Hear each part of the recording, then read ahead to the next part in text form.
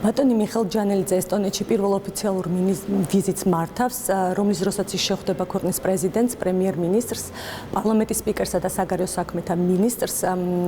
საქართველოს საგარეო საქმეთა მინისტრი ასევე მონაწილეობას მიიღებს საელჩოსა და ესტონეთის საგარეო პოლიტიკის ინსტიტუტის მიერ ორგანიზებულ კონფერენციაში თემაზე საქართველოს ევროპული და ევროატლანტიკური ინტეგრაცია.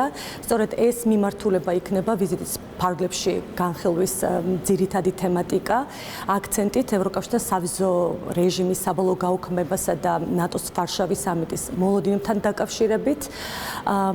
ბუნებრივია ვიზიტის დროს ფართოდ იქნება განხილული ქვეყნის და რეგიონის უსაფრთხოების საკითხები და ერთ-ერთი მთავარი განზომილება ამ ვიზიტისა იქნება საქართველოს-ესტონეთის ორმხრივი სავაჭრო-ეკონომიკური ურთიერთობის გაღრმავება.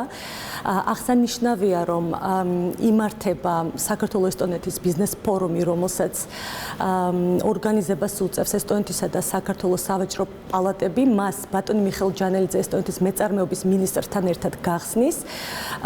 ასევე ის ეწევა ესტონეთის ელექტრონული სერვისების სადემონსტრაციო ცენტრს, სადაც შეხვდება ესტონეთის მეწარმეობის Enterprise Estonia's გენერალურ დირექტორს.